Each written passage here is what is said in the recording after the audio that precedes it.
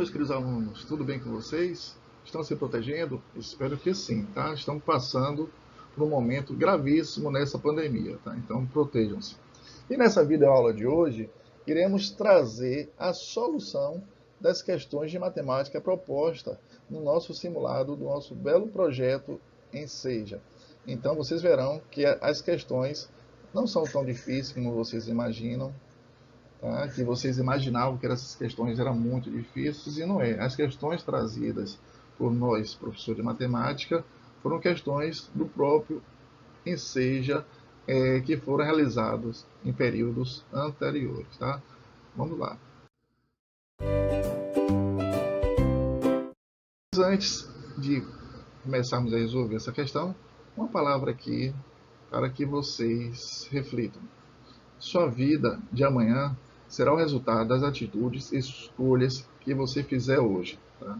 Então, vamos à luta, que só com estudo conseguirão o sucesso almejado.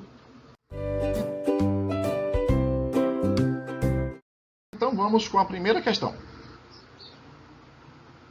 O diretor de uma escola observou o número de meninos e de meninas matriculados nos anos de 2011, 2012 e 2013, com o intuito de prever a variação na quantidade de alunos dos sexos feminino e masculino que serão matriculados em 2014. O quadro apresenta os dados observados nos anos citados. O quadro, temos aí o número de meninas matriculadas e o número de meninos matriculados nos anos 2011, 2012 e 2013. Com os dados obtidos, o diretor observou um padrão de crescimento no número de meninas e um padrão de decrescimento no número de meninos nesses anos, e considerou que esses padrões seriam mantidos para o ano de 2014. Mantidos esses padrões, quantas meninas haverá mais do que meninos durante a matrícula nessa escola de 2014? 20 alunos?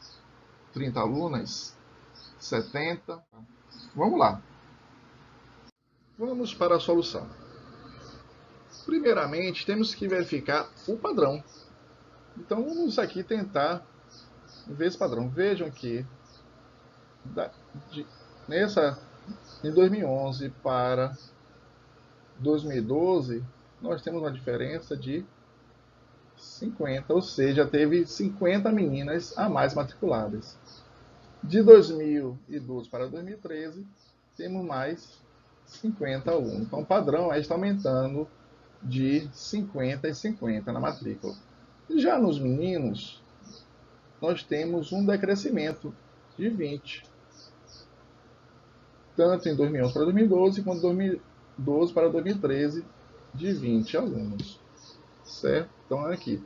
Então, primeiramente, iremos verificar o padrão de número de meninas matriculadas. Observamos que cada ano há um aumento de meninas matriculadas na quantidade de 50. E daí concluímos que em 2014 teremos 550 meninas matriculadas. Certo? Está aumentando 50 50. Então, 2013 para 2014, 500 mais 50, 550. E já o padrão de número de meninos matriculados é um decréscimo de 20 meninos. E daí concluímos que em 2014 teremos 460 meninos matriculados. 480 menos 20 dá 460. Para sabermos quantas meninas a mais estarão matriculadas em relação aos meninos, basta fazer a operação de subtração. 550, que vai ser o total de meninas que teremos em 2014, menos 460, que é o total de meninos que teremos em 2014. Então, o resultado dessa operação é 90, ou seja, teremos 90 meninas a mais matriculadas em 2014. Então, a resposta será a letra D. Vamos agora à questão. Questão 2. O quadro detalha algumas atividades cotidianas de uma família e o consumo de água por minuto em cada atividade. Temos um quadro, consumo diário, tá certo? Quantas vezes a pessoa faz aquela atividade, a família faz aquela atividade por dia. Tempo médio gasto por cada atividade, por cada vez. E o consumo de água por cada vez utilizado. Dentre as atividades apresentadas, aquela em que a família consome a maior quantidade de total de água é? Escovar os dentes, lavar louças, lavar o quintal, tomar banho. Será? Qual dessas daí? Repare só que o Enseja adora essas questões de analisar gráficos, de analisar tabelas, tá? Porque são questões que estão no nosso dia a dia, analisar tabelas e gráficos, ok? Então vamos para a solução da questão. Temos o quadro aí, vamos analisar esse quadro. Repare só que eu tenho nesse quadro a quantidade de cada atividade. Então bastamos fazer essa multiplicação ali, ó, multiplicar 15 vezes 2, tá certo? Que vamos obter um certo valor. E depois vou pegar esse resultado e multiplicar por 7. Ou seja, vou multiplicar cada coluna dos seus valores. Vou multiplicar 15 vezes 2, depois o resultado vezes 7. Vou fazer o mesmo para lavar louças. Tá? Vou multiplicar 3 vezes 10, depois vezes 6.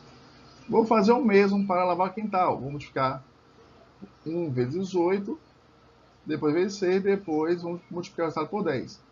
E depois vou fazer o mesmo para tomar banho. Multiplicar o 4 vezes 7 vezes 9. Cada multiplicação dessa que nós vamos fazer, por linha, nós multiplicamos os valores que estão em cada linha, nós vamos obter o consumo de água por cada uma dessas atividades. E aquele que obtiver o maior resultado é aquele que vai ser o de maior consumo. Então aqui, para verificar o consumo de água em cada atividade, basta multiplicar respectivamente cada atividade a sua quantidade de vezes realizadas por dia pelo tempo médio gasto para realizar a atividade. E depois multiplica o resultado obtido dessa multiplicação pelo consumo diário. Então, dessas multiplicações obtemos os seguintes resultados. Escova-dente consome 210 litros. Basta multiplicar 15 vezes 2 vezes 7, que vai dar 210. Lavar louça, 180 litros de água. Basta multiplicar 3 vezes 10 vezes 6. Lavar quintal, vamos ter um consumo de 80 litros. Basta multiplicar 1 vezes 8 vezes 10. Tomar banho, 4 vezes 7 vezes 9, 252 litros de água. Então observe que tomar banho foi o que teve o maior consumo de água. Então tomar banho é o que mais consome água. Então resposta, letra D de dado. Então, na questão, basta circular a resposta, letra D de dado, tomar banho. Então, vamos agora para a terceira questão. Então,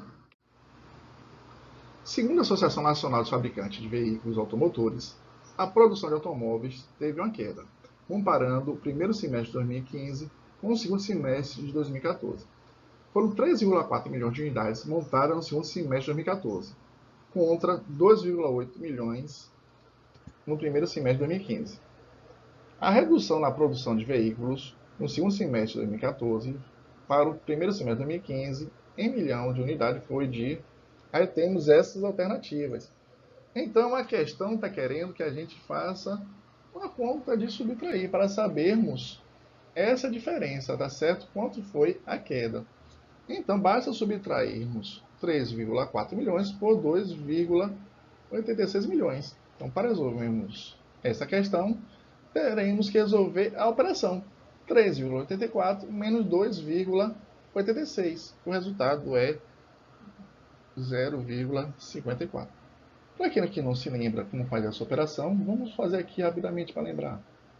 Casa decimal, né? Às vezes as pessoas esquecem mesmo. Então aqui eu tenho 3,4. Só tem uma casa decimal. Mais 2,86 temos duas. Então vamos acrescentar um zero aqui depois do 4, que não vai alterar o nosso número. E agora eu vou colocar uma vírgula embaixo de vírgula e as casas decimais nas suas respectivas posições, um debaixo do outro. Então agora é só fazer essa subtração. 0 menos 6 não dá para fazer essa conta. Então temos que, lembra da regrinha? Tomar um valor emprestado. Então aqui vai passar a ser 3. E aqui vai passar a ser 10. Então agora eu tenho 10 menos 6, que dá 4. 3 menos 8, não tem como fazer isso também. Então, vou pegar aqui um emprestadozinho na casa anterior, vai deixar de ser 3, vai passar a ser 2. E aqui deixa de ser 3, passa a ser 13. 13 menos 8 dá 5. 2 menos 2 dá 0. Então, a resposta 0,54. Lembraram como é que faz essa operação? Então, a resposta letra A. Certo? Então, agora passaremos para a questão de número 4. 4. Uma pessoa está planejando churrasco para 20 pessoas. Embora se recomende 400 gramas de carne por pessoa, ela decide economizar e reduzir a quantidade em 100 gramas. Ou seja, ela não vai comprar as 400 gramas por pessoa, vai comprar 100 gramas a menos. Qual a quantidade de carne em quilograma que essa pessoa comprará para o churrasco? Observe bem que aqui foi pedido em quilograma, mas nos dados, todos eles foram dados em gramas. Então, isso significa dizer que ao final teremos que transformar em quilograma o resultado obtido. Então, temos as alternativas, 6, 8, 60 e 80 quilogramas. Então, vamos lá. Como essa pessoa irá reduzir em 100 gramas de quantidade recomendada, então, para sabermos a quantidade que será comprada, basta efetuarmos a operação 400 menos 100, que resulta 300 gramas. Ou seja, ele comprará 300 gramas por pessoa para esse churrasco. E para saber uma quantidade total, basta efetuarmos a operação 300 vezes 20, que resulta em 6.000 gramas. Então, com a questão dada aí, 6.000 gramas, teremos que transformar esses dados, tá certo? 6.000 gramas em quilogramas. Então, basta dividir os 6.000 por 1.000, porque cada 1.000 gramas, tá certo? Equivale a 1 quilo. Então, se eu tenho 6.000 gramas, para obtermos esse valor em quilogramas, basta dividir 6.000 por 1.000, e que resulta em 6 quilogramas, que é a resposta da letra A. Então, quando a gente divide 6.000 por 1.000, obtemos 6. Então, 6 quilogramas é o resultado da nossa questão. Comprar 6 quilogramas de carne para o churrasco. Letra A. Então, viram que é uma questão tranquila, tá certo? E tem essas coisas de transformar de unidade de medida para outra unidade de medida. Então, a resposta que você achou seria em grama, mas ele pede para você assinalar algo que está em quilograma, tá certo? Preste bastante atenção nesse detalhe. Então, agora vamos para a questão de número 5. Questão 5 aí. Uma família consome, em média, 12 metros cúbicos de água por mês. Porém, em um determinado mês, o consumo teve aumento de 4.000 litros. Bem, repare que ele traz ora 12 metros cúbicos, ora 4.000 litros, ou seja, horas metros cúbicos, horas traz litros. Então, deveremos também fazer a conversão das unidades, porque tem valores que são equivalentes aí. Veremos mais na frente. Quantos litros de água essa família consumia nesse determinado mês? Perceba que ele traz que consome 12 metros cúbicos, mas pede em litros. Então, temos que depois fazer essa conversão. Então, 16.000 litros, 5.200 litros, 4.120 litros e 4.012 litros. Então, sabemos que 1 metro cúbico de água corresponde a 1.000 litros. Então, cada metro cúbico de água equivale a 1.000 litros. Então, na verdade, vamos transformar os 12 metros cúbicos que a família consome em litros. Então, basta multiplicar por 1.000. Então, 12 vezes 1.000, 12.000 litros. Então, a família consome 12.000 litros. Os 12 metros cúbicos de água equivale a 12.000 litros de água. Então agora, nesse mês que estamos analisando, teve um acréscimo de 4.000 litros. Então vamos aqui somar aos 12.000.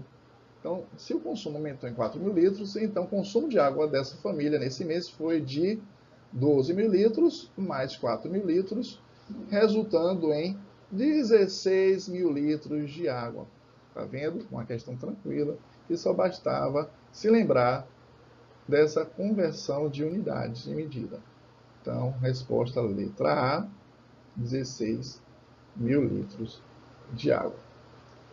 Meus queridos, viu que as questões não são tão difíceis, as questões são do cotidiano que a gente pode utilizar e que está aí no nosso dia a dia aí, certo? Vamos para a questão 6 e última questão. Vamos para a última questão do nosso simulado. Última questão de matemática, tá certo? Então vamos lá para a questão 6. Em um município, a legislação prevê a relação adequada entre o número de alunos e a área da sala de aula. Para isso, estabelece que a área destinada para o professor não seja inferior a 2,5 metros quadrados. Ou seja, a área que o professor vai ficar na sala de aula tem que ter no mínimo 2,5 metros quadrados. E que cada aluno não seja inferior a 1,3 metros quadrados. Ou seja, a área de cada aluno, tá certo, não pode ser menor do que 1,3 metros quadrados. Pretende-se construir uma sala de aula que comporte um professor e 34 alunos. Para isso, há 4 projetos de sala de aula em formato retangular, conforme dimensões escritas.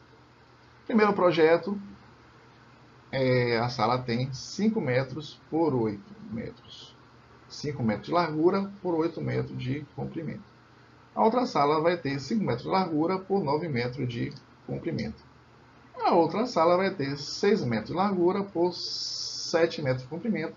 E o terceiro projeto, 6 metros de largura por 8 de comprimento.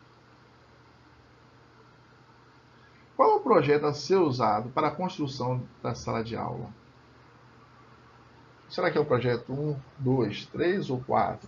Então, para nós resolvermos essa questão, primeiramente teremos que saber qual é o mínimo de área que será ocupada por um professor e 34 alunos. Então, para resolvermos essa questão, nós vamos ter que montar uma expressãozinha numérica.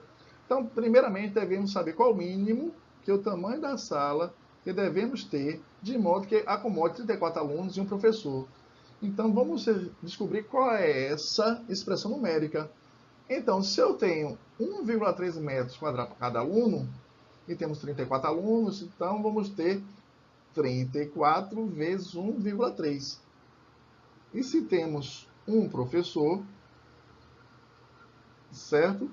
Vamos ter 1 vezes 2,5. Então, teremos a expressão 1,3 vezes 34, que é a quantidade de alunos vezes o espaço que cada aluno vai ocupar. Aí vamos ter o espaço ocupado por 34 alunos, somado ao espaço ocupado pelo professor, um único professor, 1 vezes 2,5, que resulta em 46,7 metros quadrados. Ou seja, a sala de aula com 34 alunos e um professor vai ocupar pelo menos 46,7 metros quadrados. Então, agora é só calcular o espaço ocupado em cada um desse projeto. Para fazermos isso, basta lembrar que se é retangular, para sabermos a área, basta multiplicar o comprimento pela largura. Então, o primeiro projeto terá, que é 5 metros vezes 8, 40 metros quadrados. O segundo projeto, que tem 5 por 9, será 5 vezes 9, que dá um total de 45 metros quadrados. O terceiro projeto, 6 vezes 7, dá 42 metros quadrados. E, por fim, o último projeto, que é o quarto projeto, que é 6 vezes 8, dá 48 metros quadrados. Então, agora devemos analisar o valor de cada projeto, tá certo? O espaço para cada projeto, pelo espaço mínimo que temos que ocupar com 34 alunos e um professor. Então, é fácil. Pare só. É só ver qual é que vai ter pelo menos 46,7 metros quadrados. 40 metros quadrados, que é essa região, não dá para comportar os 46,7. Nem o projeto 2, nem o projeto 3, porque o projeto 2 está a 45 metros quadrados, que é menor do que os 46,7. Então, nós temos aqui exatamente o projeto de número 4, que vai dar 48 metros quadrados, que é maior do que os 46,7. Então, dá para ocupar todos os 34 alunos e um professor. Ok? Então, aqui nós encerramos, né, essa videoaula, explicando todas as questões que foram planejadas para o nosso simulado. Então, por fim, temos aqui mais uma frase de incentivo para vocês refletirem. Estude com a firme certeza que tudo que requer esforço e disciplina resulta em felicidade e grandes conquistas. Então, um forte abraço. Até a nossa próxima videoaula. Fiquem com Deus. Se cuidem e se protejam. Protejam a sua família, seu vizinho, seus amigos, todas as pessoas que estão ao seu redor. Fique em casa.